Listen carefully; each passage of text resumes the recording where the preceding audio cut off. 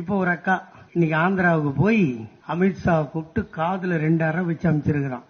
மரியாதையா மூடின்னு ஒழுங்கா இருக்கணும். அங்க இங்கன்னு வாய திறந்த மகளை வெட்டி பொச்சிருவேன்னு சொல்லியிருக்கான் அமித்ஷா. அவன் மூஞ்ச பார்த்தா அப்படிதான் இருக்குது. அது பார்த்து இன்னைக்கு பார்த்து எங்க அக்கா அந்த சுட்ட முடியெல்லாம் நீட்டு முடி ஆக்கி வீக்கேருக்கு போய் தலையெல்லாம் ஆக்கி ஸ்டைலா போயிருக்குது. இதுக்குதான் சொல்றது, ஒரு பழமொழி இருக்கா இல்லையா, நாயை கூட்டி வச்சாலும் எங்க போவோம், ஆயத்துன்னா போவோம்.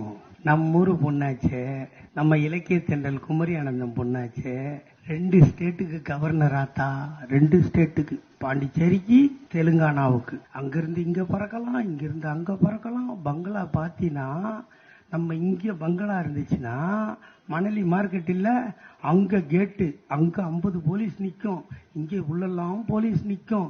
கிளம்பனா போலீஸ் கிளம்பிக்கும், இறங்குனா போலீஸ் இறங்கிக்கும்.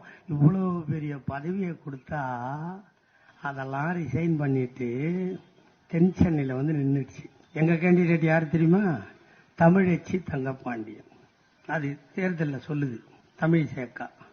அண்ணாமலை வராரு பிரச்சாரத்துக்கு, அக்காவுக்கு பிரச்சாரம் பண்ண தம்பி வராரு. அது மைக்கு பிடிச்சி சொல்லுது.